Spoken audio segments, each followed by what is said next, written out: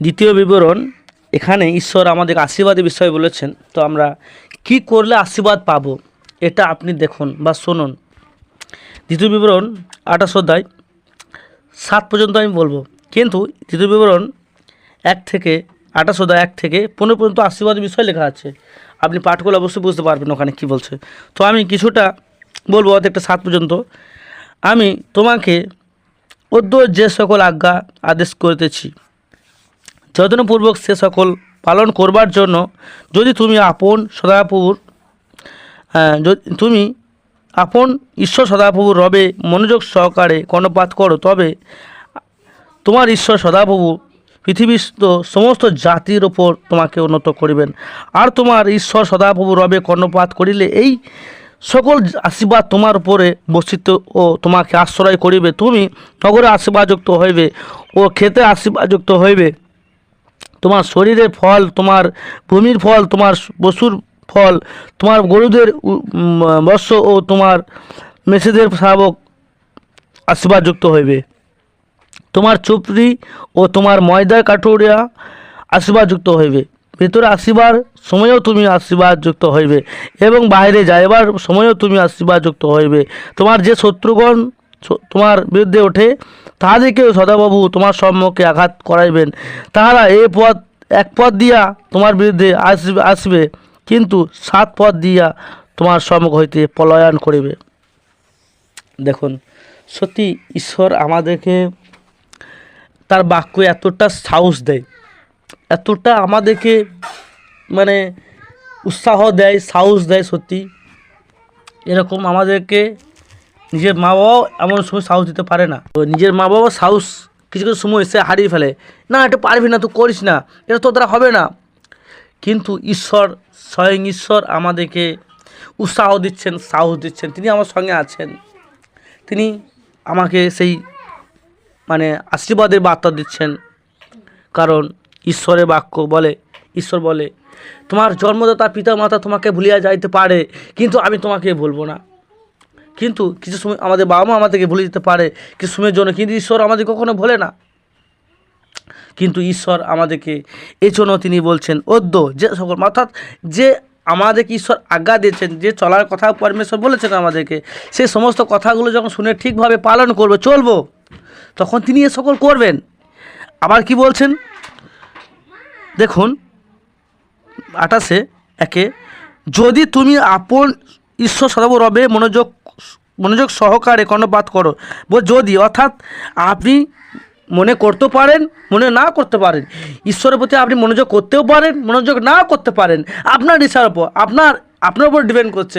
আপনি ইচ্ছা করতে পারেন, না করতে পারেন। তার জন্য ঈশ্বর বলছে যদি যদি যদি তুমি আপন ঈশ্বর সদাপ্রভুর রবে মনোযোগ সহকারে কর্ণপাত করো, তবে তোমার ঈশ্বর সদাপ্রভু পৃথিবীর সমস্ত জাতির উপর তোমাকে উন্নত করবে। যদি আপনি ঈশ্বরের প্রতি মনোযোগ করেন, সঠিক অনুসারে সঠিকভাবে চলতে থাকেন, তো আপনাকে ঈশ্বর সমস্ত জাতির উপর উন্নত করবে, সমস্ত জাতির উপর উন্নত করবে, যা আপনি অনেক ফলবান হবেন, যার ঈশ্বর আপনাকে অনেক উন্নত করবে। আত্মার দিক থেকে, শারীরিক, সাংসারিক আরেকটা জিনিস আপনার প্রতি আসবে, যা আপনি ভেবেও আপনি কুল পাবেন না।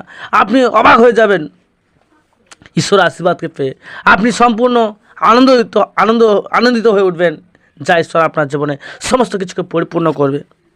তো সেটা কী কী আশীর্বাদ করবে আপনি অবশ্যই 2 পদ থেকে দেখতে পাবেন। আর তোমার ঈশ্বর সদাপ্রভু রবে কর্ণপাত করিলে কি বলছে, সকল আশীর্বাদ তোমার ওপরে বর্তিবে। দেখুন, আপনি যখন ঈশ্বরের সমস্ত কথাকে শুনে ঠিকঠাকভাবে চলবেন, মনোযোগ করবেন, তার কাজের দিকে মনোযোগ করবেন, তার বাক্যের দিকে মনোযোগ করবেন, তার মধ্যে চলার চেষ্টা করবে, তখন আপনি এই সমস্ত আশীর্বাদ আপনার উপর আসবে। আপনি অবশ্যই ফলহীন হবেন না।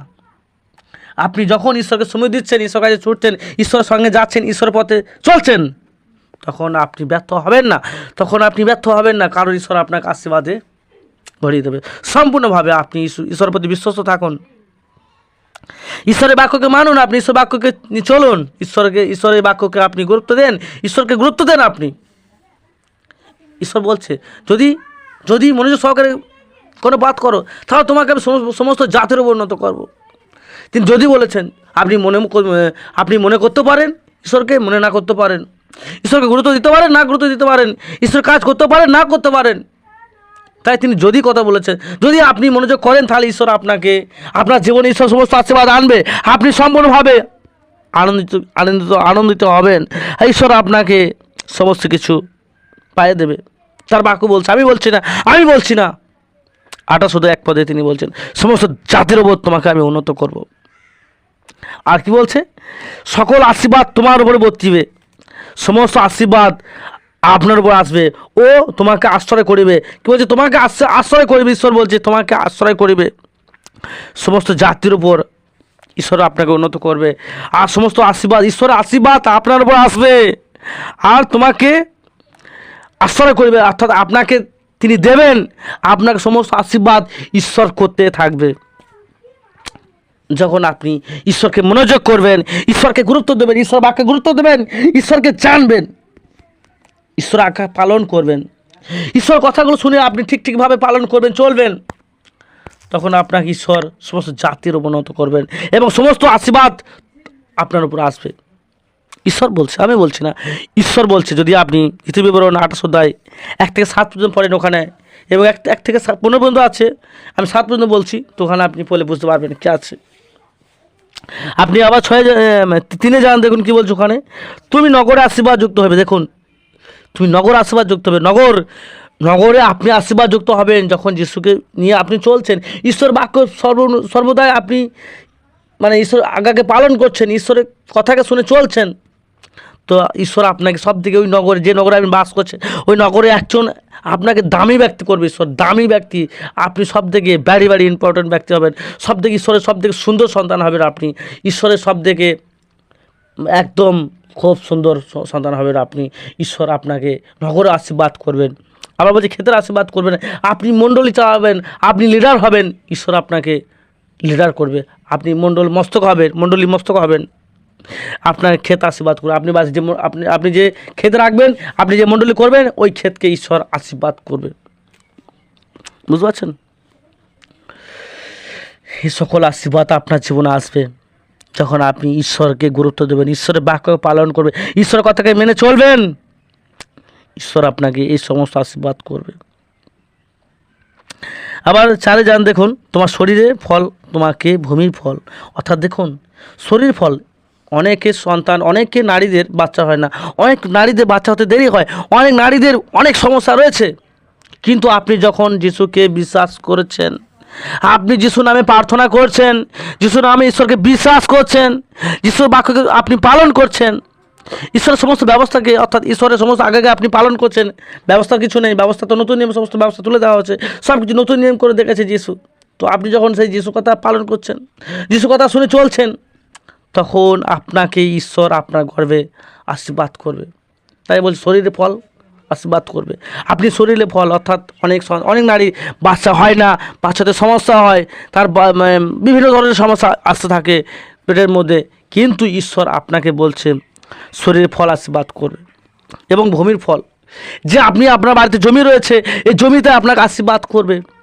ধান, সমস্ত ফল, সমস্ত সবজি আপনি যে লাগাচ্ছেন, সমস্ত কিছু আপনাকে ঈশ্বর পরিপূর্ণ করবে যখন আপনি সম্পূর্ণভাবে ঈশ্বরকে জানবেন, ঈশ্বরকে গুরুত্ব দেবেন, হার সময় ঈশ্বরের পেছনে ছুটবেন, ঈশ্বরকে গুরুত্ব দিয়ে আপনি চলতে থাকবেন। ব্যাস, ঈশ্বর এই সমস্ত আশীর্বাদ আপনার উপর আসবে যখন আপনি সম্পূর্ণভাবে ঈশ্বরকে গুরুত্ব দেবেন, ঈশ্বরের বাক্য পালন করবেন, ঈশ্বরের যিশুর স্বভাবকে নিয়ে চলবেন, তখন এই সমস্ত আশীর্বাদ আপনার উপর আসবে।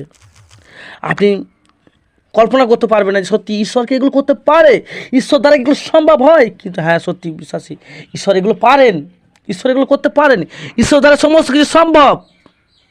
ঈশ্বর বললো, তোমার কাছে যেটা অসম্ভব সেটা আমার কাছে সম্ভব। আমি বলছি না, ঈশ্বরের বাক্য বলছে।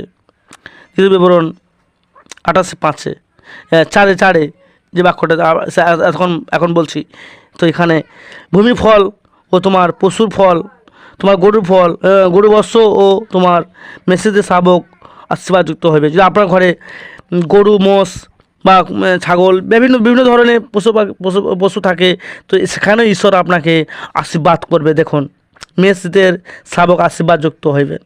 তো আপনাদের ঘরে গরু কোনো পশু রয়েছেন, গরু, ছাগল, মোষ, মেষ, অর্থাৎ এই সমস্ত কিছু রয়েছে, ঈশ্বর এগুলো দ্বারা আপনাকে আশীর্বাদ করবে, এগুলো দ্বারা আপনাকে উন্নত করবে, এগুলো দ্বারা আপনাকে ঈশ্বর আগিয়ে নিয়ে যাবে, এগুলো দ্বারা আপনাকে ঈশ্বর আপনার মনে এনার্জি বাড়িয়ে দেবে, যা আপনি কোনো সময় ভেঙে পড়বেন না, কোনো সময় হতাশা হবে না, কোনো সময় আপনি নিরাশা হবেন না। যখন ঈশ্বরের সঙ্গে চলবেন, সত্যকে নিয়ে চলবেন, সত্যকে জেনেছেন, সত্যকে গুরুত্ব দেবেন, তো এইগুলো আপনার জীবনে আসবে। আর এটা হচ্ছে সব কিছু আপনার উপর ডিপেন্ড করছে, কারণ সমস্ত অধিকার আপনাকে দিয়ে দিয়েছে ঈশ্বর, আপনাকে সমস্ত কর্তৃত্ব আপনাকে দিয়ে দিয়েছে। তো আপনি ঈশ্বরকে গুরুত্ব দিন, ঈশ্বরকে ভালোবাসুন। তো পাঁচটি দেখুন ওখানে কী বলছে, তোমার চুবড়ি ও তোমার ময়দা কাটুয়া আশীর্বাদযুক্ত হবে। আবার কি বলছে, ভিতরে আসিবার সময়ে তুমি আশীর্বাদযুক্ত হইবে এবং বাইরে যাইবার সময়ে তুমি আশীর্বাদযুক্ত হইবে। আপনি যেখানে যাচ্ছেন, কোনো জায়গায় গেছেন, সেখানে ঈশ্বর তো আপনার সঙ্গে যাচ্ছেন, আপনাকে যাওয়াতে আশীর্বাদ করছে, এবং আপনি ওখান থেকে আসছেন বাড়ি ফিরে, ওখান থেকে আপনার আশীর্বাদ করছে। ঈশ্বর আপনার সঙ্গে আছেন। জিসায়ও 41:10 যদি যান, ওখানে ঈশ্বর বলল, ভয় করো না, কারণ আমি তোমার সঙ্গে সঙ্গে আছি। ঈশ্বর হার সময় আপনার সঙ্গে সঙ্গে রয়েছে, ঈশ্বর হার সময় আপনার সঙ্গে আছেন, যে কোনো সময়, যে কোনো মুহূর্তে, যে কোনো সময়ে তিনি আপনার সঙ্গে আছেন। হ্যাঁ, ঈশ্বর আপনার সঙ্গে আছেন, ঈশ্বর আপনার সঙ্গে আছে, ঈশ্বর আপনার সঙ্গে যাচ্ছেন। আপনি যেখানে যান, যেখানে থাকেন, যেখানে যাই কিছু করেন না কেন, ভালো কাজ করেন, ওখানে ঈশ্বর আপনার সঙ্গে আছে। আপনি যদি কোনো খারাপ কাজ করছেন, ওখানে ঈশ্বর আপনার সঙ্গে আছে। ঈশ্বর আপনার সঙ্গে আর সময় আপনার সঙ্গে রয়েছে, এটা ঈশ্বর বাক্য বলছে। আর যেটা আগে বললাম, ময়দা কোটো, অর্থাৎ যে সমস্ত কোটো কাটা রয়েছে, যেসব আপনি চালের ড্রাম হতে পারে, চালের জায়গা হতে পারে, ময়দা কোটো হতে পারে, ঝাল মশলা জায়গা হতে পারে, সেগুলোতে পরমেশ্বর প্রত্যেক কিছু অফ্রান্ত আশীর্বাদ করবে, ওগুলো শেষ হবে না। ঈশ্বর আপনাকে এমন আশীর্বাদ করবে যখন আপনার গুণ ঈশ্বরের মতো হবে, আপনার চলা বলা সমস্ত কিছু, আপনার অ্যাটিটিউড, অর্থাৎ আপনার স্বভাব চরিত্র সব কিছু ঈশ্বরের মতো হবে। আপনি ঈশ্বর ছাড়া কিছু বোঝেন না, তখন এগুলো একদম আনলিমিটেড হয়ে যাবে। আনলিমিটেড মানে কোনো লিমিট নয়, যেটা শেষ হয়ে গেছে কিন্তু আপনি শেষ করতে পারবেন না। ঈশ্বর এমন আশীর্বাদ করবে আপনাকে যখন এই অনুসারে চলবেন। তো 7 পাদে শর্টে সারবো। 7 পাদে কী বলছে যে, আর যে শত্রুগণ তোমার বিরুদ্ধে ওঠে, তাদিকে সদাপ্রভু তোমার সম্মুখ আঘাত করাইবেন, তারা 1 পদ দিয়া তোমার বিরুদ্ধে আসিবে, কিন্তু 7 পদ দিয়ে পলায়ন করিবে। অর্থাৎ দেখুন, এখানে আপনার বিরুদ্ধে কোনো শত্রু আছে, তো সেই শত্রু আপনাকে আঘাত দিচ্ছে, সে আপনাকে কষ্ট দিচ্ছে, সে আপনাকে তাড়ানো দিচ্ছে, সে আপনাকে সমস্যা করছে। দেখুন, সেই শত্রুর সম্মুখে ঈশ্বর আপনাকে এমন সুবিধা করবে, এমন আপনাকে আশীর্বাদ করবে যে সেই শত্রু আপনার সামনে আসবে, 1 পদ দিয়ে আসবে, 7 পদ দিয়ে সেই শত্রু পালিয়ে যাবে।